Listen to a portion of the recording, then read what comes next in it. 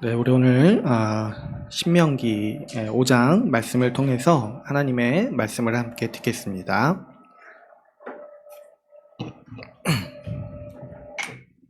오늘부터 제가 지난주에 말씀을 드린 대로 십계명에 대해서 같이 함께 말씀을 나누고자 합니다. 우리가 이제 오랜만에 이제 또 구약 말씀을 같이 이제 살피는데요.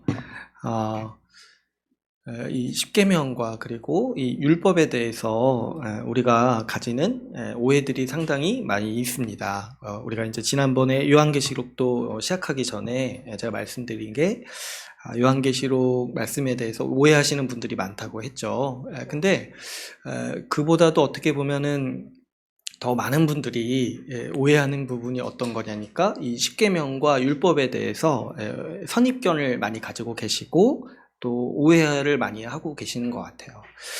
그러다 보니까 이 십계명을 경시하는 풍토가 우리 한국교회 안에 있는 것 같습니다.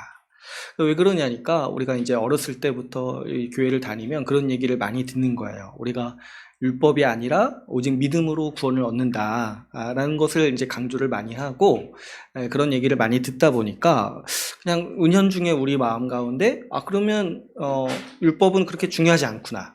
십계명은 그렇게 우리가 지킬 필요가 없는 거구나. 이런 생각들을 우리가 은연중에 이제 하게 되는 거죠. 그러다 보니까 우리가 어렸을 때부터 교회 생활하면서 율법을 배우지를 못하는 거예요. 그렇죠? 여러분 오래 교회 다니신 분들 중에 율법 배우신 적 있으신가요? 율법. 십계명 이렇게 배운 적 있으신가요? 이게 우리가 잘 안 배우죠. 그러니까 우리가 은연중에 그런 생각을 가지고 있는 거예요. 율법 그렇게 중요하지 않다. 십계명 그렇게 중요하지 않다. 저도 이제 과거를 생각해 보면 저도 옛날에 그런 생각을 아주 명확히 가지고 있었어요. 우리 신약 성경을 읽다 보면은 율법이 중요하지 않다 뭐 이런 식의 뉘앙스의 말씀들이 많이 나오잖아요. 그래서 저도 진짜 그런 줄 알고 그러면 내가 뭐 율법 뭐 중요하게 볼 필요가 있겠는가 싶어가지고 저도 성경을 읽을 때 율법 얘기 나오면은 다 그냥 건너뛰었던 것 같아요. 그냥 안 중요한 얘기지 뭐. 그래서 이제 다 건너뛰고 읽고 좀 이렇게 가볍게 읽었던 것 같아요. 그러니까 저도 그런 생각을 상당히 이제 오랫동안 가지고 있었습니다. 게다가 또 우리 지금 살고 있는 우리가 누리고 있는 문화라든가 우리가 지금 가지고 있는 가치관들이 이런 계명이라든가 하나님의 명령이라든가 율법이라는 단어 이런 것들을 싫어해요. 그죠? 우리가 이제 우리가 좋아하는 건 자유, 너 마음대로 해라 이런 걸 좋아하지 하나님이 우리에게 계명을 주셨다, 우리에게 명령하셨다 이런 식의 이제 말씀들을 싫어하다 보니까 이 교회에서도 싫어해서 안 듣게 되고 아마 했을 거예요. 언젠가 했을 거예요. 근데 잘 안 듣게 되고 또 이제 우리가 중요하게 다루지 않게 되는 영향이 있습니다. 그러나 그럼에도 불구하고 이 십계명은 우리 전통적인 교회에서는 중요하게 가르쳤던 주제입니다. 제가 이제 언젠가 말씀을 드린 적이 있지만 원래 전통적인 교회에서 신앙에 대해서 교육할 때 가르쳤던 도구가 세 가지가 있다고 했어요. 하나가 사도신경이 있고 하나가 주기도문이고 나머지 하나가 이제 십계명인 거예요. 이 세 가지를 통해서 기독교 전체, 우리 신앙 전체를 요약할 수 있다고 생각을 한 거예요. 그래가지고 원래 전통적 교회에서 세가족 교육은 이 세 가지를 가르치는 거였어요. 그래서 이 하나하나가 다 의미가 있죠. 이 사도신경을 가르침으로써 우리가 무엇을 믿고 있는지를 배우는 것이고 또 주기도문을 가르침으로써 우리 신자가 무엇을 소망하면서 살아가는 사람들인지를 가르치는 거예요. 그리고 이 십계명을 가르치면서는 어떤 내용을 얘기하냐니까 십계명을 통해서 우리 신자가 어떻게 살아야 하는지를 일반적 윤리적 차원에서 그리고 우리 삶의 차원에서 가르치는 것이 바로 우리 전통적 교회의 방식이었습니다. 왜 이제 우리 신앙의 선배들이 이 십계명을 즐겁게 또 중요하게 가르쳤는가 하냐니까 하나님께서 이 십계명을 통해서 하나님의 백성이 어떻게 살아가야 하는지를 아주 분명히 계시하셨다는 사실을 발견했기 때문입니다. 그래서 우리가 이 십계명을 살펴볼 때 우리는 이 십계명을 통해서 하나님이 우리가 어떻게 살기를 원하시는지를 이해할 수가 있어요. 그리고 또 어떻습니까? 이 십계명에는 하나님의 뜻이 나타나 있어가지고 우리가 어떻게 사는 것이 가장 복된지, 어떻게 사는 것이 하나님이 만드신 세상에서 가장 잘 살아갈 수 있는지에 대해서 이 하나님의 지혜가 담겨 있는 말씀이라고 할 수 있습니다. 그래서 우리는 이 십계명 말씀을 통해서 하나님의 통치를 받는 거예요. 하나님이 이 말씀의 원리로 우리를 다스리시고 이렇게 인도하시겠다라고 선언하신 게 이 십계명 말씀이죠. 그러니까 우리가 이 십계명 말씀을 보고 배울 때 우리는 하나님의 통치를 받는 것이고 하나님의 지혜를 배움으로써 우리가 이 세상에서 잘 살아갈 수 있는 길을 얻는 것이죠. 그렇기 때문에 오늘부터 우리가 이 십계명을 함께 나눌 텐데요. 이번 주랑 다음 주는 이 서론을 좀 중점적으로 같이 나누려고 합니다. 그리고 그다음 그 세 번째 주부터는 이 계명 하나하나를 좀 우리가 심도 있게 나누면서 하나님이 우리에게 원하시는 삶이 무엇인가, 또 하나님이 우리에게 명령하신 삶이 무엇인가에 대해서 우리가 깊이 있게 살펴보기를 원합니다. 오늘은 이제 이 1절부터 6절까지 이 서원을 보면서 이 십계명의 배경에 대해서 좀 살펴보려고 하는데요. 오늘 본문 말씀은 이 신명기 말씀 중에 십계명을 말씀하고 있는 이 본문입니다. 이 신명기 이 말씀은요, 이 전체가 이 모세의 설교, 모세의 강론이 담긴 책이에요. 이 배경이 있죠. 이 이스라엘 백성이 이제 오랜 광야 생활을 끝내고 40년 동안의 광야 생활을 끝내고 이제 이 가나안 땅에 들어가는 직전에 모세가 이제 이스라엘 백성들 전체를 불러놓고 당부하고 있는 거예요. 이 강론하고 있는 거예요. 그 땅에 들어가면은 어떻게 살아야 되는지, 과거에 있었던 일들을 얘기하면서 우리가 어떻게 하나님을 섬기고 어떻게 이 나라를 세워야 하는지 모세가 이 마지막으로 이 강론하고 설명하고 설교하는 이 책이 바로 이 신명기예요. 왜 그러냐니까 모세는 그 땅에 못 들어가거든요. 그러니까 모세가 정말 어떻게 보면은 신명기 전체가 유언이라고 할 정도로 이스라엘 백성들을 향해서 마지막으로 당부하고 하나님을 어떻게 예배하고 섬겨야 하는지에 대해서 정말 어떻게 보면은 이 말씀 한 절 한 절이 피를 토하면서 얘기할 정도로 이 절절히 강조하고 있는 책인 거죠. 그러면서 이 신명기에서 지금 이제 모세는 다시 한번 이 십계명을 이 이스라엘 백성들을 향해서 지금 강조하고 이것을 지켜야 된다, 이것에 대해서 지금 설명하고 있는 이 부분입니다. 그래서 이 성경을 우리가 이 구약 성경, 특히 이제 앞부분에 이 모세오경이라고 하는 이 앞부분의 5권의 책을 우리가 생각해 보면은 십계명은요, 이례적으로 굉장히 길잖아요. 지금 우리가 21절까지 읽었잖아요. 1절부터 21절까지 나오는데 이것과 거의 유사한 내용이 2번 반복되고 있어요. 그러니까 이 모세가 지금 과거에 하나님이 주셨던 십계명을 이제 가나안 땅에 들어가기 전에 지금 이스라엘 백성들한테 다시 한번 얘기를 하는 거예요.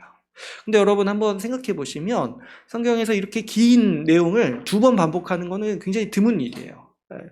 그만큼 중요한 거죠. 그리고 이렇게 이 모세가 한번 이렇게 반복하게 된 일에는 아주 이제 또 몇 가지 사연이 있었죠. 여러분, 십계명이 처음 주어진 이 시기는 여러분들이 잘 아시다시피 출애굽 이후에 하나님께서 이스라엘 백성들에게 십계명을 주셨습니다. 그래서 우리 옛날 영화 그 출애굽 나오는 영화 있잖아요. 그 모세 나오고 그 영화 제목이 십계인가요? 그죠? 그러니까 그 영화 제목이 십계명인데 내용은 뭐예요? 출애굽하는 내용이 계속 나오잖아요. 그리고 마지막에 이제 저도 이제 기억나는 게 하나님이 돌판에 뭐 이렇게 새겨주시는 거 이런 게 나오는데 어쨌든 그때 이제 하나님께서 이 십계명과 율법을 이스라엘 백성들에게 처음 주신 거예요. 하나님께서 그 이스라엘 백성들이 그 이집트, 애굽에서 이 노예살이 하던 그 백성들을 하소연하니까 너무 이제 괴롭다고 하나님께 부르짖으니까 하나님께서 긍휼히 여기셔가지고 이스라엘 백성들을 그 애굽에서 이제 꺼내 주십니다. 이 10가지 재앙으로 이집트를 치시고 이스라엘 백성들을 보호하시면서 이스라엘 백성들을 이제 꺼내주시죠. 근데 그냥 이렇게 이 애굽 땅에서 살던 이스라엘 백성들을 그냥 탈출하도록 도와주신 거는 이 하나님의 전체 목적이 아니에요. 하나님의 목적은 뭐였냐면은 이스라엘 백성들을 빼내오셔서 하나님이 지정하신 땅, 그곳에 가서 이스라엘 백성들을 살게 하시고 그곳에서 하나님을 예배하는 나라를 세우도록 하신 것이 하나님의 목적이었죠. 그쵸? 단순히 그냥 이집트에서 빼내오셨다고 하나님이 일을 끝내신 게 아니라는 거예요. 만약에 거기서 살고 있는 사람들 빼내오시고 그냥 이제 할 일 다 끝났으니까 안녕 이렇게 끝나면 이스라엘 백성들은 다시 또 이제 궁핍한 처지에 놓이는 거잖아요. 살터전과 또 살아갈 수 있는 통치를 주님께서 이제 베푸시려기 위해서 먼저는 이스라엘 백성을 애굽에서 꺼내주시고 이제 하나님이 준비하신 땅, 가나안 땅에 들어가서 살아갈 수 있도록 하나님이 이제 끝까지 지키시고 인도하시는 이야기가 이 출애굽이에요. 그래서 이제 이 하나님께서 이제 이집트에서 이스라엘 백성들을 빼내 오시고 이제 가나안 땅으로 인도하실 때 몇 가지 이제 교육을 시키십니다. 이게 이제 굉장히 중요한데 왜 그러냐니까 여러분 이스라엘 백성들이 오랫동안 노예 생활한 민족이에요. 그죠? 그리고 이집트에서 오랫동안 살았잖아요. 그러니까 사실 이 사람들은 이집트 사람들인 거예요. 문화적으로나 어떤 이제 생활 방식으로나. 근데 이제 이집트의 문화가 우상 숭배의 문화잖아요. 그러니까 하나님께서 의도하신 거는 지금 이 백성을 통해서 하나님 나라, 하나님을 예배하고 하나님의 통치를 따르는 나라를 세우기를 원하시는데 지금 이 사람들이 옛 생활을 이제 벗어버려야 하는 거예요. 그래가지고 이제 이 이스라엘 백성들을 인도하시면서 하나님은 이제 여러 가지 교육을 시키십니다. 애굽 생활을 벗어버리고 또 하나님을 따라서 살아가는 삶의 방식을 가르치시는 거예요. 우리로 따지면은 세가족 교육. 세가족 교육을 시키는 거예요. 지금 이제 완전히 새로운 나라에서 살아가도록 지금 하나님께서 인도하고 계시니까 이스라엘 백성들을 이제 계속 교육시키시는 거죠. 근데 이제 그 중에 여러 가지 교육이 있어요. 이제 뭐 이렇게 만나에 대한 교육도 있고 우리가 이제 계명을 살펴보면서도 이제 볼 텐데 이제 몇 가지 이제 하나님을 의지하면서 살도록 안식일에 대한 교육도 있고. 근데 이제 가장 중요한 교육이 어떤 교육이었냐니까 바로 이 십계명과 율법을 주신 거였어요. 십계명과 율법. 이 십계명은요 마치 헌법과 같은 거예요. 헌법. 그래서 하나님이 세우시려는 나라가 어떤 모습인지, 그곳에서 그 나라가 어떤 성격으로 어떻게 살아가는 세상인지에 대해서 이 십계명의 말씀으로 충분히 가르쳐 주신 거죠. 너희 앞으로 이제 이렇게 살아야 돼. 이렇게 사는 곳이 내가 세우려는 나라야. 내가 세우려는 세상이야. 이런 것을 명시한 법이 바로 이 십계명인 거예요. 그러니까 이런 거죠. 이제부터는 애굽 사람들처럼 이집트에서 살던 방식을 버리고 이제는 내 나라, 하나님 나라에서 살아가는 방식을 이 십계명을 통해서 이해하고 배우고 그대로 따라야 된다라고 말씀을 하시는 거예요. 그래서 하나님께서는 이 십계명을 선언하시고 이 출애굽기에 보면은 그 십계명 뒤에 여러 가지 이제 법례를 이렇게 주세요. 이건 뭐냐니까 십계명을 그 당시 문화에 맞게 적용한 판례들을 지금 얘기를 하시는 거예요. 그래서 이제 이걸 통칭해서 우리가 율법이라고 부릅니다. 십계명을 주시고 그 십계명을 그 시대에 맞게 적용하고 그 판례에 대해서 설명하신 법들이 이제 율법인 거예요. 그래서 여러분 이제 출애굽기가 우리가 이제 성경을 자세히 보게 되면은 출애굽기에서 애굽에서 이렇게 나오는 분량은 사실 굉장히 적어요. 출애굽기 전체에서는. 근데 그보다 더 길게 어떤 얘기를 하시냐면은 이 십계명을 주시고 율법을 가르쳐 주시면서 이제 앞으로 어떻게 살아야 될지, 이제 애굽 땅에서의 국민이 아니라 하나님 나라 백성으로서 어떻게 살아야 될지를 가르쳐 주시는 거예요. 그런데 이제 문제가 생기죠. 여러분 이제 잘 아시다시피 이스라엘 백성들이요 이 십계명을 듣고 따르겠다고 해놓고 이 모세가 시내산에서 오랫동안 내려오지 않으니까 어떤 일을 하냐면은 금송아지를 만들어 가지고 이것이 하나님이다 하면서 이 하나님을 우상을 숭배하는 일들을 벌입니다. 그러니까 이게 뭐냐니까 아직도 애굽 땅에서 살던 방식을 못 버리는 거야.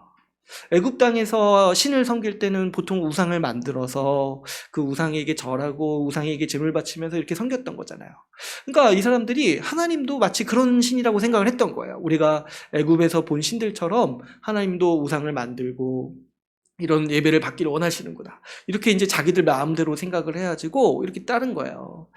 그래서 이제 이 하나님께서 거기에 대해서 진노하시고, 근데 이제 십계명에 분명히 우상 만들지 말라고 돼 있는데 그거 듣고도 이 사람들이 그 습관을 버리지 못해서 그런 일을 하니까 하나님께서 그냥 취소하시겠다. 이 이스라엘 백성들, 너희 그렇게 살 거면은 나는 너희랑 이별하겠다. 그리고 모세, 너를 통해서 그냥 새로운 백성을 만들겠다. 이렇게 이제 얘기를 하셨던 거예요. 그때 이제 모세가 딱 이제 중보를 한 거죠. 주님께서 이스라엘 백성을 버리신다면 나도 같이 심판 받겠다. 주님이 같이 가셔달라. 주님이 같이 함께 우리와 같이 함께 해달라. 이렇게 이제 간구하고 또 용서를 구함으로써 하나님이 이제 그 기도를 들으시고 이 모세와 이스라엘 백성들을 용서하시고 다시 한번 이제 이 십계명을 주십니다. 이 출애굽기에서. 그러니까 출애굽기가 그래서 뒷부분이 굉장히 길어요. 이스라엘 백성들이 한번 거절했기 때문에. 그러니까 사실상 2번 주시는 거죠. 그때 출애굽기 안에서도. 그런데 이제 이스라엘 백성의 그 어리석음과 완악함이 여기서 끝나는 게 아니라 이 뒤에서도 이어집니다. 그러니까 출애굽기에서도 그렇게 한번 이 십계명을 받았을 때 우상 숭배함으로써 이 거절했는데 또 뒤에 우리 이제 레위기가 있고 그 다음에 민수기가 있잖아요. 근데 이제 민수기가 또 어떤 내용이냐니까 이제 이스라엘 백성들이 하나님의 인도를 받아서 가나안 땅 앞에 도착했어요. 근데 이제 가나안 땅에 이 정탐꾼을 보냈는데 정탐꾼이 돌아와서 보고하는 게 뭐냐면 가나안 땅의 민족들이 너무 다 근육질에 거인들이라는 거예요. 그러니까 우리가 그들과 전쟁에서 싸우는 건 말이 안 된다는 거예요. 그래가지고 막 그때부터 하나님을 원망하기 시작합니다. 왜 여기까지 우리를 힘들게 와가지고 저 사람들과 싸워서 죽게 만드냐. 이렇게 이제 불평하기 시작하고, 근데 이 불평이요, 점점 커져가지고 어디까지 가냐니까, 가나안 땅 별로 좋지도 않은데, 이렇게까지 가는 거예요. 그러니까 시작은 그 사람들이 무서워서 이렇게 시작을 했는데, 점점 더 이제 거기 들어가는 게 무서우니까, 별로 좋지도 않구만. 이런 땅에 이렇게 와가지고 우리를 죽게 하냐 이렇게 하나님을 대해 원망하면서 어디까지 가냐니까 차라리 애굽에 돌아가겠다. 여기까지 와가지고 차라리 애굽에 돌아가겠다. 이런 이제 불평들을 사람들이 쏟아냈던 거예요. 그래서 이제 하나님께서 여기에 대해서 심판하시면서 진노하시고 심판하시면서 어떻게 하시냐니까 이 가나안 땅을 폄훼한 사람들 한 사람도 가나안 땅에 들어가지 못하도록 하시겠다. 이렇게 정하십니다. 그래서 이제 2사람 그래도 가자고 옹호했던 그 갈렙과 여호수아 2사람 빼놓고는 다 죽게 만드시는 거야. 그러니까 이 광야에서 40년 동안 생활하게 만드시면서 하도록 하시면서 그때 가나안 땅을 폄훼했던 사람들은 그 땅에 못 들어가고 그리고 그 후손들이 가나안 땅에 들어가도록 하시는 것이 이 하나님께서 내리신 심판인 거죠. 그래서 이 이스라엘 백성들이 지금 여러 번 이제 이 율법과 십계명 앞에서 굉장히 저항하고 또 완악한 모습을 보였던 거예요. 오늘 우리가 읽은 신명기 말씀은 이제 이 광야 생활 40년이 끝나가지고 이제 그 당시 살았던 사람들은 다 죽었어요. 그 당시 이제 애굽에서 빠져나오고 가나안 땅에 이제 들어가기 전에 불평했던 사람들은 다 죽었어요. 근데 이제 어떤 사람들만 있냐면 그들의 후손들만 이제 남아서 이제 가나안 땅에 들어갈 준비를 이제 마치고 있는 거예요. 그때 이제 모세가 이제 당부를 하면서 어떤 얘기를 하냐니까 이 십계명을 다시 한번 상기시키면서 우리가 그 땅에 들어가서 어떻게 살아야 하는지 하나님이 우리에게 말씀하셨다라고 지금 이 말씀의 강론을 이스라엘 백성들 앞에서 하고 있는 것이죠. 그래서 이스라엘 백성들은 이 말씀을 처음 듣는 얘기가 아니고 알고 있는 얘기인데 다시 한번 이 서약을 하는 거예요. 다시 한번 하나님의 말씀 앞에 서서 우리가 앞으로 어떻게 살아야 할지에 대해서 듣고 있는 것이죠. 오늘 말씀에 읽은 이제 5장 1절을 보시면은 모세가 이 십계명을 강론할 때 이 십계명에 대해서 이 설명하는 방식이 있습니다. 우리 1절 말씀이 있는데요. 1절 말씀을 우리 같이 한번 읽어보겠습니다. 1절 같이 읽어볼게요. 시작. 모세가 온 이스라엘을 불러 그들에게 이르되 이스라엘아, 오늘 내가 너희의 귀에 말하는 규례와 법도를 듣고 그것을 배우며 지켜 행하라.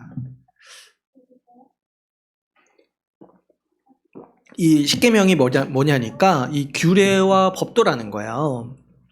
근데 이제 여기서 이제 규례라는 거는 이제 법이라는 의미고, 이 법도라는 거는 이제 이 구약의 히브리어로 미시파트라는 단어인데, 보통 이제 성경에서는 공의, 정의라고 이제 번역이 됩니다.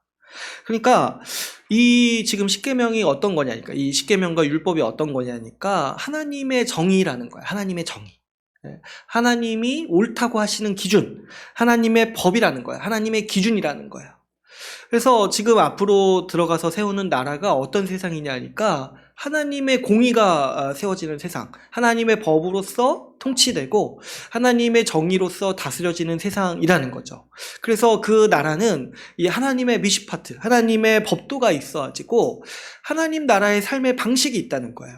하나님 나라의 삶의 방식과 삶의 문화가 있다는 거예요.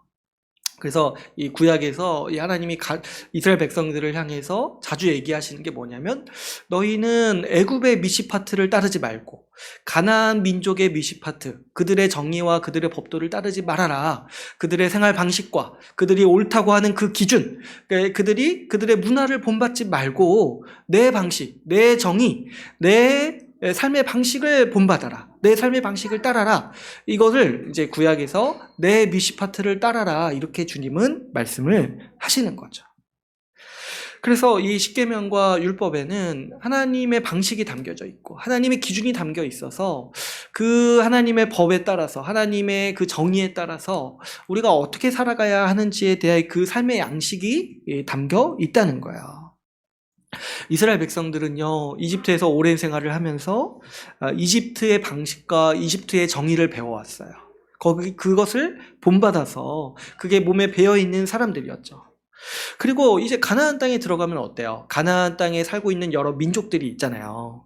그 민족들의 방식과 정의를 보게 됩니다. 그런데 지금 하나님께서 경계하시는 게 뭐냐니까 그 나라들의 삶의 방식을 따르지 말아라. 그들의 정의와 그들의 법과 그들의 문화는 모두 우상 숭배에 기반해 있기 때문에 하나님의 백성이 따를 만한 것들이 아니라는 거야. 우리가 그 요한계시록 배울 때도 그 하나님께서 말씀하신 게 뭐예요? 바벨론을 떠나라. 바벨론을 본받지 말고 거기에 관여하지 말고 내 백성들은 바벨론과 구별된 삶을 살아라. 이걸 명하셨잖아요. 마찬가지 이야기를 지금 이제 신명기에서 하고 계시는 거예요. 애굽을 본받지 말고 그 가나안 땅의 삶의 문화를 본받지 말아라. 그것은 우상숭배의 미시파트, 우상숭배의 법도라는 거예요. 그런데 이제 하나님께서 세우시려는 나라는 하나님의 정의, 하나님의 방식으로 세워지는 새로운 세상이라는 거죠. 그래서 그것이 어떠한 것인지에 대해서 이 십계명과 율법을 통해서 분명하게 지금 우리에게 가르쳐주고 계시는 겁니다. 하나님은 이스라엘 백성을 통해서 하나님 나라를 세우시려고 하시기 때문이죠. 하나님을 중심으로 살아가는 하나님 나라, 하나님의 통치를 받아서 하나님의 지도와 하나님의 그 인도하심을 따라서 살아가는 나라를 세우시려고 하시기 때문에 하나님은 이런 맥락에서 지금 이 십계명과 율법을 이스라엘 백성에게 주시고 또 우리에게도 여전히 주시는 것입니다. 이 십계명은 그래서 이 하나님 나라의 정의, 하나님 나라의 기준, 하나님 나라의 삶이 어떠한 것인지에 대해서 우리에게 명백하게 계시하는 말씀이라고 이해할 수 있습니다. 그러니까 하나님이 세우시고 하나님이 다스리시는 나라가 어떤 세상인지 보려면 십계명을 보면 된다는 거예요.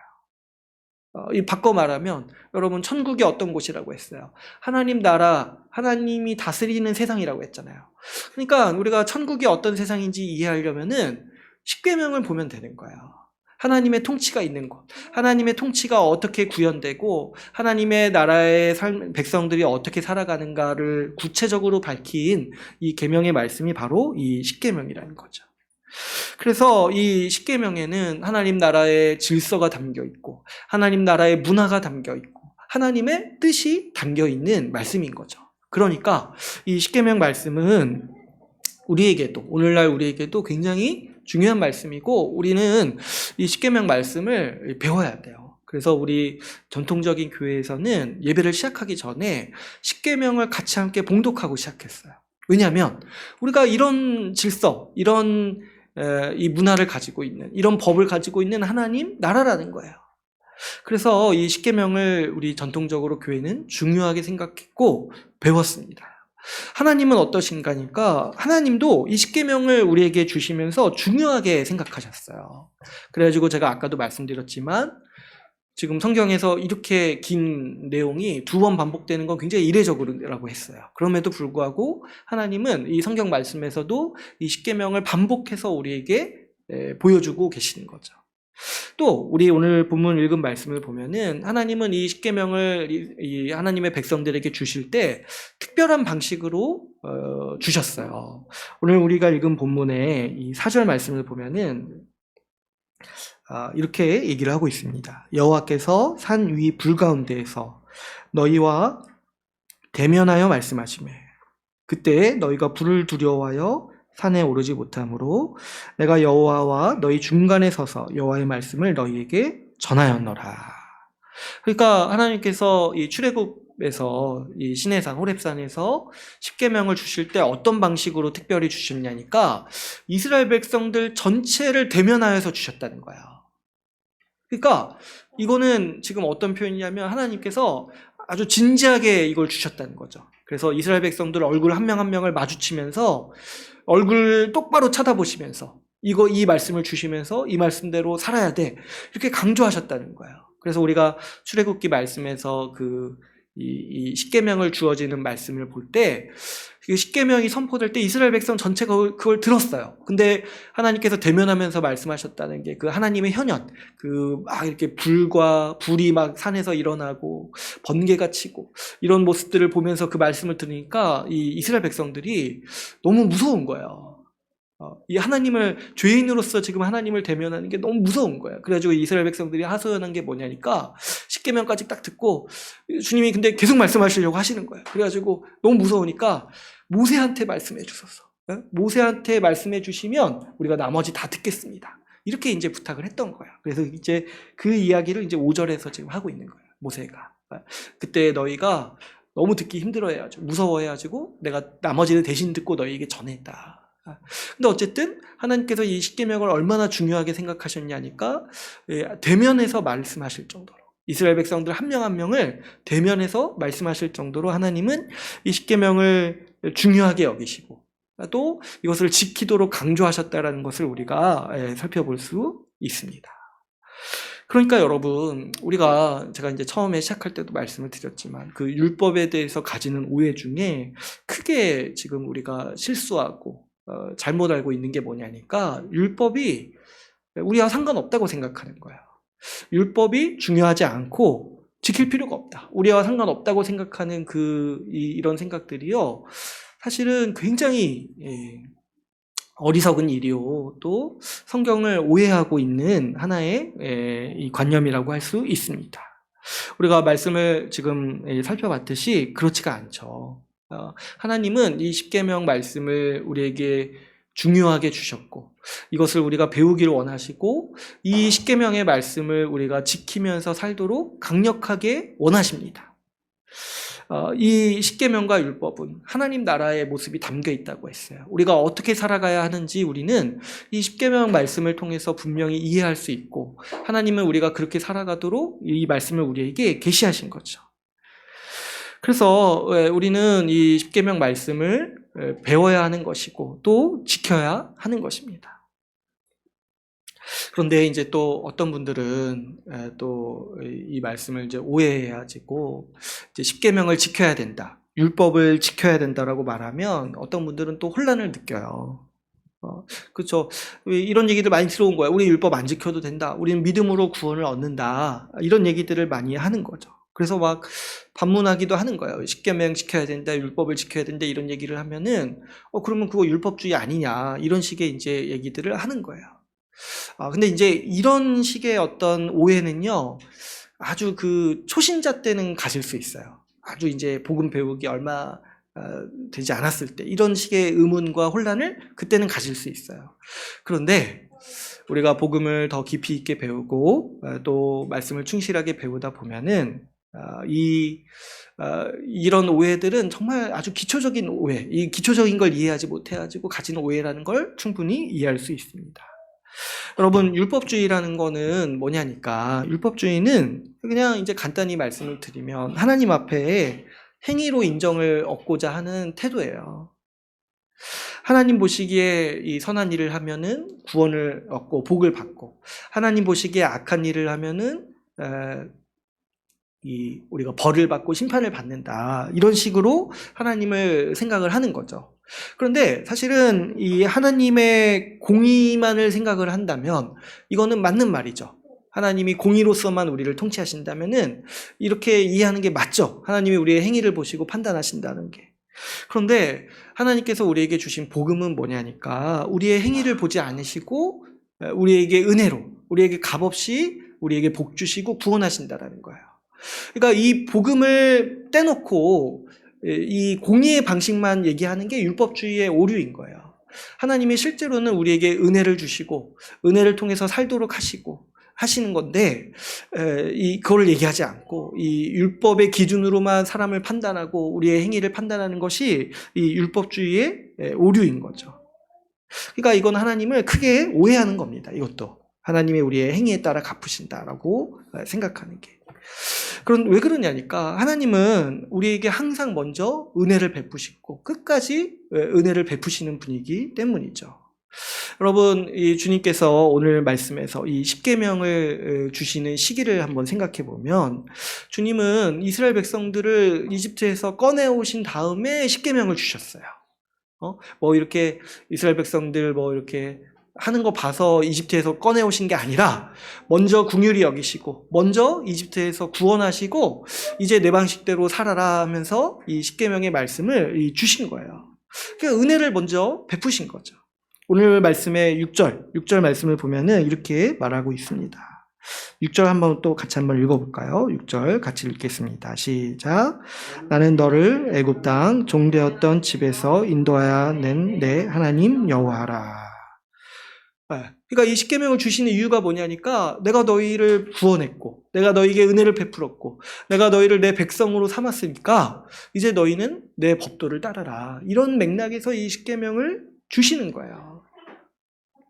먼저 은혜를 베푸시고 먼저 자녀 삼으시고 먼저 백성으로 삼으신 다음에 내 백성으로 어떻게 살아가야 할지에 대한 지침으로 이 계명의 말씀들을 주시는 거죠. 그래서 이 십계명을 주시는 것도요, 이스라엘 민족에게 베푸시는 은혜인 거예요. 이제 가나안 땅에 들어가서 새로운 나라를 세워야 하는데, 이 하나님을 섬기는 이 하나님 백성이 어떻게 살아야 할지를 분명히 가르쳐 주시는 거죠. 여러분, 그 이스라엘 백성의 입장에서 한번 생각해 보시면 왜 이게 은혜인지를 충분히 이해할 수가 있어요. 여러분, 이스라엘 백성들, 제가 앞에서도 반복해서 말씀드렸지만 이 노예살이 하다가 이제 자유를 가진 국민으로 처음 이제 바뀐 거예요. 근데 여러분, 그게 얼마나 이 사람들에게 힘들지 한번 생각해 보세요. 평생을 노예로 살다가 갑자기 자유가 주어졌을 때 그게 사실 그렇게 기쁜 것만 있는 게 아니에요. 큰 혼란이 있는 거예요. 여러분, 우리나라도 탈북민들이 그런 혼란을 겪으신다고 하잖아요. 북한 땅에서 억압반에서 살다가 한국에 오니까 너무 큰 자유가 주어져가지고 돈도 주어지고 하니까 큰 혼란을 느껴서 많은 분들이 2년 안에 재산을 탕진한다고 해요. 그거 어떻게 사용할지를 모르니까. 그런 큰 혼란을 경험하고 있는 거예요. 근데 게다가 가나안 땅에 들어가서 그러면 이제 가나안 땅 사람들이 어떻게 사는지를 이제 볼 거 아니니까. 그래서 이제 그런 거 이렇게 또 모방하기 쉽지 않겠어요? 주변에서 어떻게 사는지 보고, 자유민으로서 어떻게 사는지를 모르니까 주변 사람들은 이제 모방하는데, 그 가나안 땅의 민족들의 그 문화나 그 생활 방식을 보니까 굉장히 타락한 문화였어요. 당시 그 가나안 땅의 문화는 매우 타락해가지고 인신제사의 풍습까지 있었어요. 그래서 이제 심지어는 어떤 이제 종교가 횡행했냐니까 자기 자녀를 불에 태우는 그런 종교를 가지고 있던 민족이었어요. 그러니까 사실 이집트보다도 더 악한 우상숭배 문화가 있는 민족들이었던 거죠. 그러니까 이 주님께서 지금 이제 이스라엘 백성들을 그런 악한 문화에서 보호하시고 어떻게 살아가야 될지 이 지혜를 주시고 또 이 법도를 주신 게 바로 이 십계명의 말씀인 거예요.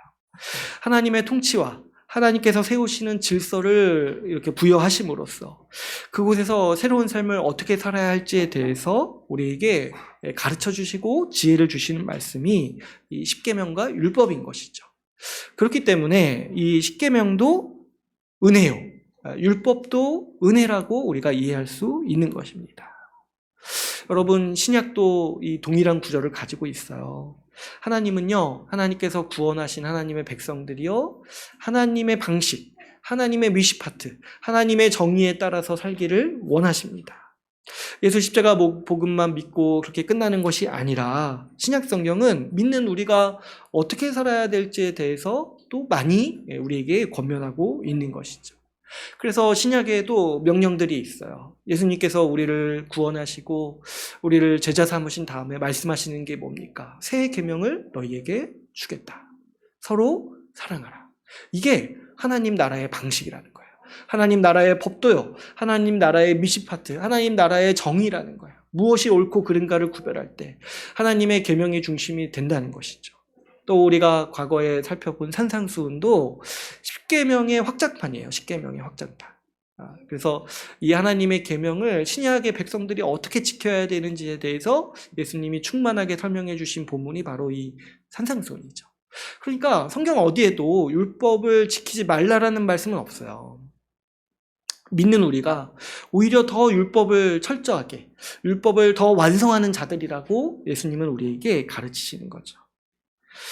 그렇기 때문에 여러분, 오늘 우리가 이 말씀을, 이 십계명의 서론 말씀을 보면서 분명히 우리가 이 계명에 대한 오해를 접어두고 이 계명에 대해서 올바로 이해해야 되는 것이 무엇이냐니까 십계명은 하나님이 우리에게 주신 은혜의 말씀이라는 겁니다. 하나님 나라가 어떤 세상인지 이해하도록 돕는 이 하나님의 법이요, 우리가 하나님의 백성으로서 살아가도록 돕는 주의 인도하심이라는 거예요. 이 십계명은요, 우리 신자들에게 굉장히 큰 유익을 줍니다. 먼저 이 율법이 어떻게 기능하냐에 대해서 신약 성경도 우리에게 가르치고 있는데요. 우리는 이 십계명을 통해서 역설적으로 우리가 얼마나 하나님 나라에 합당하지 않은 자들인지를 깨달을 수 있어요. 이 십계명을 딱 보면서 이 계명이 옳다. 여러분 다 읽어보면은 다 우리가 생각하기에도 이거는 그냥 상식적인 거 아닌가? 이런 생각을 하게 돼요. 이거 당연히 지켜야 되는 거 아닌가? 이런 생각을 하게 돼요. 그런데 실제로 우리 삶에 비추어서 이 십계명을 비춰보면은, 정직하게 우리가 이 말씀을 보면은 우리가 이대로 못 살고 있다라는 것을 발견하게 돼요. 이 계명의 말씀대로. 근데 아까 제가 뭐라고 말씀드렸습니까? 이 십계명이 하나님 나라의 법이잖아요. 그러니까 하나님 나라의 법을 내가 못 지키는데 그러면 내가 어떤 사람이라는 거야? 원래는 내가 하나님 나라에 합당하지 않은 사람이구나. 그래서 주님께서 그런데 이 십계명을 주신 게 그거를 깨닫고 좌절하라는 게 아니라 뭘 하라는 거냐면, 내가 합당하지 않은 자임을 알고 하나님의 은혜를 의지하도록 하기 위해서, 우리 신약 백성들에게는 예수 그리스도를 더욱더 의지해서 예수 그리스도를 더욱더 따르도록 하기 위해서 주님은 이 십계명과 계명의 말씀들을 우리에게 주시는 거예요. 이것을 보고 내가 하나님 나라에 합당하지 않은 자임을 다시 한번 되새기고, 그리고 거기서 좌절하라는 것이 아니라 회개하고 우리 주님의 은혜를 더욱더 붙들라고 이 계명의 말씀을 주시는 것이죠. 주님은요, 우리 모두가요, 하나님 나라에 들어갈 자격이 없어요. 그런데 이 부족한 나를 예수 그리스도의 십자가로 구원하시고 그 공로를 우리에게 주심으로써 우리가 그 하나님 나라에 들어가서 살아갈 수 있는 자로 우리를 만드셨다는 거야. 그래서 주님은 계명을 통해서, 이 율법의 말씀들을 통해서 우리의 죄를 깨닫기를 원하십니다. 우리의 죄를 깨달아서 하나님 은혜를 의지하도록 하시려는 주님의 계획이 바로 우리에게 계명을 주시는 하나님의 뜻인 것이죠. 또 이 십계명을 통해서 우리는 앞에서도 제가 말씀을 드렸지만 하나님의 백성으로서 어떻게 살아야 하는지 지도를 받을 수 있습니다. 제가 이제 아까도 얘기했지만 주변을 보면은 이 우상을 숭배하는 사람들의 삶과 문화가 있습니다. 아무런 생각 없이 다른 사람이 하는 것처럼 살면은 우리도 우상 숭배 문화에 빠져가지고 우상을 섬기는 사람들과 똑같은 삶을 살아가기가 쉬운 거예요. 이스라엘도 마찬가지죠. 이집트에서 종살이하던 사람들이기 때문에 여전히 이집트의 우상 숭배 문화를 가지고 있어요. 또 주변 가나안 민족들, 국가들 다 우상 숭배하는 민족들이에요. 그 가운데 서가지고 지금 하나님을 예배하는 나라, 하나님을 중심으로 살아가는 나라에서 살아가기 위해서 어떻게 살아야 되는지 큰 혼란을 겪을 텐데 하나님께서 그 혼란을 막기 위해서 이 십계명과 율법을 주셨습니다. 하나님을 중심으로 사는 삶이 뭐지? 뭔가 어떻게 하면 잘 살 수 있는가? 어떻게 하면은 하나님의 통치 아래서 살아갈 수 있는가를 주님은 이 말씀들을 통해서 우리에게 가르치고 계십니다. 하나님께서 이렇게 자세하게 그분의 정의와 그분의 뜻과 그분의 법을 계시하신 것이 그래서 우리에게 큰 은혜인 거예요. 우리가 이런 게 없으면은 우리 삶은 큰 혼란을 겪을 수밖에 없어요. 이제 주님 안에 주님 믿고 주님 뜻대로 살아가야겠다. 또 주님의 방식대로 살아가야겠다. 이제 과거의 삶을 버려야겠다. 이렇게 생각을 했어도 그럼 어떻게 살아야 될지 혼란을 겪을 수밖에 없죠. 그럴 때 우리 주님이 아주 선명하고 명시적으로 계시하신 말씀이 바로 이 십계명인 거예요. 이렇게 살아야 된다. 이것이 하나님의 지혜요, 하나님의 법도요, 하나님 나라의 삶의 방식이다. 이렇게 우리에게 분명히 가르쳐 주시는 거죠. 그렇기 때문에 이 십계명은 우리에게도 여전히 큰 은혜요, 우리의 능력이라고 할 수 있습니다. 어떤 사람들은요, 이 계명이나 율법을 고리타분하게 여겨요. 약간 이런 요즘 우리 현대인들에게는 이런 이제 단어들이 우리의 자유를 억압한다라는 느낌이 들어서 거부 반응을 보이기도 하는 것이죠. 그냥 하나님이 우리에게 그냥 자유를 주셨다고 생각을 하는 거예요. 질서나 규칙이나 규율이나 이런 거 없이 우리에게 자유를 주셨다. 그래서 우리가 마음대로 살아도 된다. 이렇게 이제 우리가 많은 분들이 신앙생활을 그렇게 이해를 하고 있어요. 그런데 여러분, 한번 조금만 잘 생각해 보시면 그렇게 주어지는 자유가 우리의 복이 아니에요, 사실은. 여러분 한번 생각해 보세요. 부모의 지도를 받지 못하는 아이가 얼마나 살아가기 힘들지 한번 생각해 보신 적 있으세요? 아이에게 자유를 한번 줘보세요. 그냥 풀어놓고 마음대로 살라고 해보세요. 그럼 아이가 좋아할 것 같습니까? 물론 이제 좋아하는 부분도 있겠죠. 그런데 큰 혼란을 경험하는 거예요. 그러면 이거 어떻게 해야 되지? 이 친구들과 갈등이 생겼을 때 어떻게 해야 되지? 뭐 하다못해 옷을 어떻게 입어야 되지? 양치질을 어떻게 해야 되지? 나 이거 지금 좀 더러운데 이거 어떻게 치워야 되지? 이런 거 하나도 모르고 지도가 없이 규율이나 규칙이 없이 자유만 주어졌다고 생각해 봤을 때 그것은 아이한테는 굉장히 큰 저주예요. 큰 혼란을 경험을 하게 되는 거죠. 여러분, 자유가 주어지면은 이 막상 우리 오늘날 사람들이 다 맹신하는 그 자유라는 가치가 주어지면은 행복할 것 같습니까? 사실은 성인도 그렇지 않아요. 성인도 똑같은 혼란, 이 아이와 같은 혼란을 똑같이 경험하는 거예요. 내가 어떻게 살아야 하는지 배우고 싶어요. 우리 여러분 사춘기 때, 청소년기 때 한번 생각해 보세요. 그때 방황했던 것 중에 하나가 뭐냐면 어떻게 살아야 될지 모르는 거예요. 어떻게 살아야 될지. 여러분, 제일 비루한 부모가 뭐냐니까 자녀한테 어떻게 살아야 될지 가르쳐 줄 수 없는 부모가 사실은 제일 비참한 거예요. 그래가지고 너 하고 싶은 대로 마음대로 살아 이렇게 말할 수밖에 없는 부모. 왜냐하면 자기도 어떻게 살아야 될지 모르는 거예요. 자기도 인생에 답이 없다고 느끼는 거야. 그래서 자기도 인생이 너무 버거워요. 내 앞길 사는 것도 나도 답을 못 찾아가지고 버거운데 내 자녀한테도 그래서 해줄 말이 없는 거예요. 너는 이렇게 살아야 된다. 너는 이렇게 살아야 된다. 해줄 말이 없는 거예요. 그래서 네 하고 싶은 대로 살아라. 이렇게 얘기를 하는 거예요. 그래서 그러면 자녀들이 내 하고 싶은 대로 사니까 기뻐하고 막 나가서 정말 창조적으로 자유롭고 자율적으로 살 것 같아요. 사실은 그렇지 않아요. 그 자녀들도 큰 혼란을 경험합니다. 큰 혼란을 경험해요. 그래서 어떻게 하냐니까 결국에 그냥 다른 사람 하는 거 따라서 살아요. 내 친구들 어떻게 사는지 보고 저거 따라서 하고. 왜냐면 다르게 살면 좀 불안하거든요. 여러분, 현대인들이 자신들이 자유롭다라고 이렇게 막 생각을 하면서 자기 마음대로 산다고 생각하면서 막 개성을 추구하고 이런 것 같죠? 그런데 한번 면밀히 잘 보시면은 대부분 다 모방하는 거예요. 다 어디 SNS에서 보고 따라하고 어디 드라마에서 나오는 그 문화와 방식을 따라하고 자유롭게 자유가 주어져서 자율적으로 아주 개성 있는 인간이 될 것 같았는데 사실은 다 따라하는 거예요. 그래가지고 저기 어디 사람 많은 데 가면은 나랑 똑같은 옷 입은 사람이 한 10명은 있어요. 나랑 똑같은 방식으로 살아가는 사람이 100명은 있어요. 다 모방해서 따라가요. 그 우상 숭배하는 사람들의 문화와 삶의 방식을 따라가요. 여러분, 아이들한테 너 자유롭게 살아라, 네 마음대로 살아라 이렇게 하면은 아이들이 행복할 것 같죠. 근데 그렇지 않아요. 아이들은 그냥 대중문화에서 좋아 보이고 사람들이 많이 하는 걸 따라해요. 그래서 어렸을 때는 엘사를 따라하고 커서는 연예인들 따라하고 그게 뭡니까? 그게 진짜 멋있어요. 그게 정말 개성 있는 거예요. 그게 정말 가치 있는 삶이에요. 그 연예인들 돈 벌려고 자기 치장하고 유행하는 것도 뭐 5년 길어야 10년인데 그거 그냥 거기에 자기 인생의 스타일이나 인생의 그 가치를 투자하는 게 진짜 지혜로운 거냐는 거예요.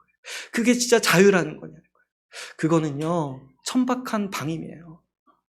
아주 천박한 삶의 방식이에요. 수시로 모방하고 수시로 유행하는 거 따라하고 다른 사람이 좋다 하는 거 따라가는 거 그렇게 방황하고 그렇게 혼란을 느끼지 말라고 주님은 우리에게 계명을 주시는 거예요. 여러분, 우리 신자만큼 멋지게 개성 있게 살 수 있는 사람은 없어요. 다 그런 정말 그 연예인들, 뭐 기업들이 돈 벌기 위해 만들어 놓은 세상 문화들 본받으면서 나 자랑할 만하지, 나 멋있지 이렇게 하면서 살아가는 삶의 방식이 얼마나 천박한지 우리는 파악할 수 있어야 하는 것이죠. 이 계명의 말씀을 통해서 우리는 진정한 자유를 얻을 수 있는 거예요. 세상 문화에 휘둘리지 않고 세상 유행과 풍토에 휘둘리지 않고 하나님의 영원한 방식, 영원한 가치를 지닌 방식을 살아갈 수 있는 자유를 비로소 얻게 되는 것이죠. 여러분, 우리가 예수 믿는다는 것은요, 이렇게 살아가기로 결정한 거예요. 예수 믿는다는 것은 이제 더 이상 다른 나라의 법도, 다른 나라의 삶의 방식, 우상숭배하는 사람들의 삶의 문화를 따르지 않고 내 옛 우상숭배의 습관을 따르지 않고 그것을 벗어버리고 이제 하나님 나라의 방식대로 살아가겠다. 하나님의 법도에 따라서 살아가겠다라고 결정하는 것이 바로 믿음이라는 거예요. 주님은 지금 이스라엘 사람들에게 이렇게 말씀하시는 겁니까? 이렇게 말씀하시는 거예요. 애굽 사람처럼 살지 말아라. 가나안 땅의 민족처럼 살지 말아라. 이제 내 나라의 백성으로 그 나라의 법을 따라서 살아라 라고 말씀하시는 거예요. 우리에게도 동일하게 말씀하시는 거죠. 네 과거에 네 멋대로 살았던 그 방식대로 살지 말아라. 저 한국 사람들처럼 제발 살지 말아라. 저 썩어져가는 우상 숭배를 하는, 그래서 정말 천박하게 살아가고 기껏 자랑할 것이 자기 차나 자기 집밖에 없는 그 썩어 없어질 것을 쫓아서 맹렬하게 살아가는 저 한국 사람들처럼 살지 말아라. 그들처럼 자녀를 키우지 말고 그들처럼 우상에게 자녀를 바치지 말아라 라고 하나님은 우리에게 이 계명의 말씀을 주고 계시는 것입니다. 바꿔 말하면 이런 게 안 된다는 거예요, 여러분. 나는 예수님 믿고 내 마음대로 살래. 나는 예수 믿고 내 방식대로 살래. 나는 예수 믿고 저 사람이 말하는 것처럼 살래. 나는 예수 믿고 저 유튜브에 강사가 말하는 것처럼 살래. 나는 예수 믿고 저 TV에 나오는 사람처럼 살래. 이런 방식이 우리 교회에서나 하나님 나라에서는 없다는 거예요. 여러분, 이스라엘 민족들이 이렇게 딱 십계명 말씀 듣고 이렇게 생활할 수 있다고 생각하세요? 나는 주님 나라에서 들어가는 땅에서 가나안 스타일로 살래. 나는 가나안 땅에서 그래도 생각해 보니까 그 이집트가 제일 더 세련된 것 같아. 나는 이집트 스타일로 살 거야. 이렇게 말할 수 있다고, 이런 삶이 가능하다고 우리가 생각할 수 있겠습니까? 주님이 우리를 구원하시고 그 계명의 말씀을 딱 주시는 그 면전 앞에서 저는 이거 싫은데요. 저는 가나안 땅에서 제 방식대로 하겠습니다.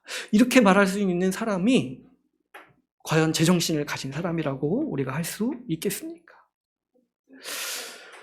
주님은 우리를 구원하시고 우리를 인도하실 때 우리에게 하나님 나라의 삶의 방식으로 인도하신 거예요. 주님은 구원하신 백성에게 하나님 나라의 삶을 살도록 인도하십니다. 이걸 이해하지 못하기 때문에 많은 분들이 거짓 신앙에 빠져가지고 방황하고 있습니다.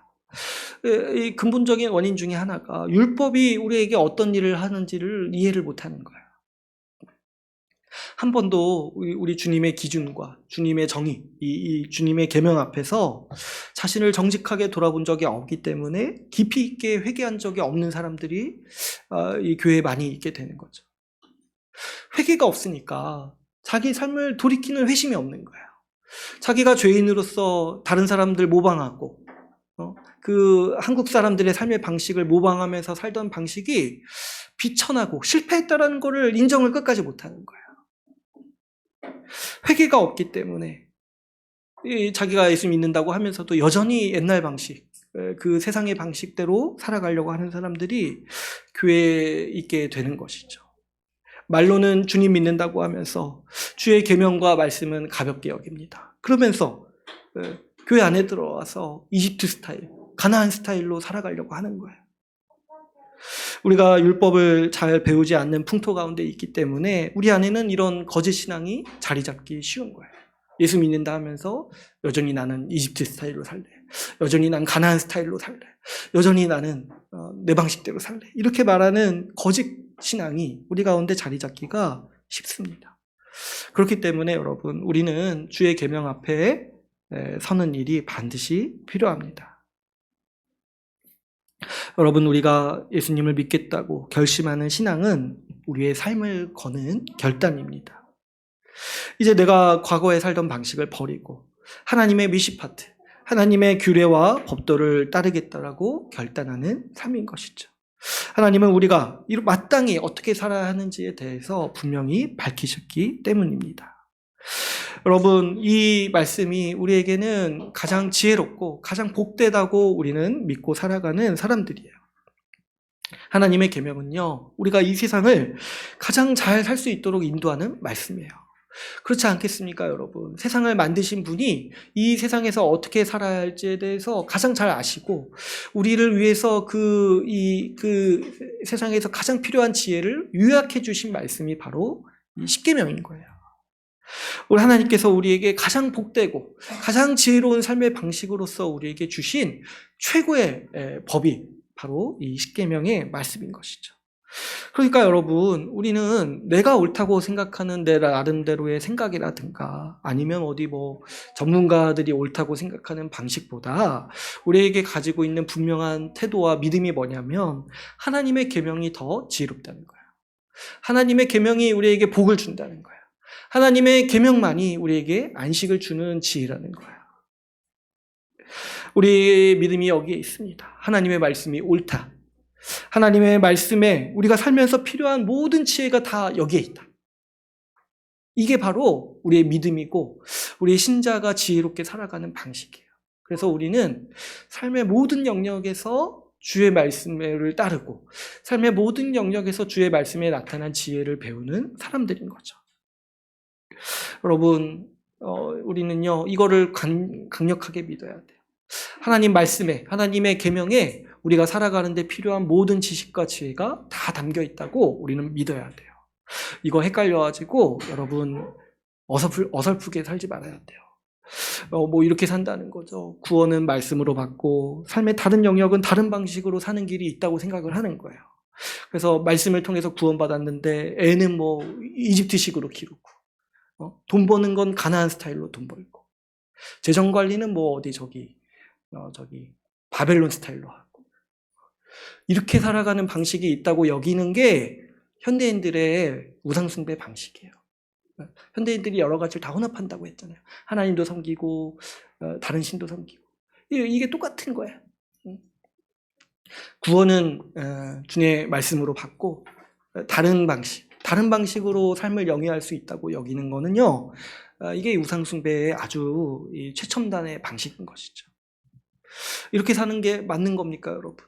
하나님을 믿는다 하면서 자녀는 뭐 이렇게 가나안식으로 기르고, 하나님을 믿는다 하면서 뭐 재테크는 뭐 저기 바벨론 방식으로 하고, 이렇게 살아가는 게 정말 맞는 거냐는 거예요. 하나님 나라 백성으로 살아가는 모든 삶은요, 우리 주의 계명과 주의 말씀에 담겨 있습니다. 그리고 십계명은 그 정수를 요약하고 있는 말씀입니다. 그러므로 여러분, 우리가 이 말씀의 은혜와 또 말씀에 담긴 하나님의 뜻과 지혜를 믿고 전적으로 우리 삶 전체를 우리 주의 말씀을 중심으로 구성하는 우리 모두가 되기를 바랍니다. 주의 말씀을 따라서 구원받았으니까 주의 교훈으로 자녀를 양육하고, 또 주의 계명이 지시하는 대로 가정을 세우고, 또 주의 말씀이 우리를 지도하시는 바대로 돈을 벌고 경제생활을 하고 미래를 준비해야 마땅한 것이죠. 주의 말씀에 우리가 살아가는 데 필요한 모든 지식과 지혜가 다 담겨 있습니다. 주께서 우리를 돌보시고 인도하시기 위해 이 계명의 말씀을 주셨음을 알고 앞으로 이 말씀들을 소중하게 여겨서 우리 중심에 새기도록 합시다. 이제 오늘 말씀을 맺겠습니다. 오늘 우리는 이 십계명의 이 서문을 보면서 하나님께서 우리에게 계명을 주신 은혜를 살펴보았습니다. 많은 사람들이 율법을 고리타분하고 억압으로 받아들이지만 큰 잘못이고, 이것 때문에 이 거짓 신앙이 오늘날 팽배해지게 되는 원인이 되기도 합니다. 이 계명의 말씀도 우리가 분명히 알 것은 하나님께서 우리에게 베푸신 은혜요, 지혜라는 것을 우리가 분명히 이해할 필요가 있습니다. 십계명을 통해 우리는 우리의 죄인됨을 깨닫고 하나님의 은혜를 의지하는 사람이 됩니다. 이 십계명의 말씀을 통해 우리는 하나님의 백성답게 사는 방식을 이해하고 가장 복되고 지혜롭게 살아갑니다. 이 계명의 말씀을 우리를 향한 우리 주님의 통치와 인도로 받아들여서 가장 복된 삶을 살아가는 우리 주의 나라 교회가 되기를 간절히 소망합니다. 우리 말씀을 마치고 같이 함께 기도하는 시간을 갖도록 하겠습니다.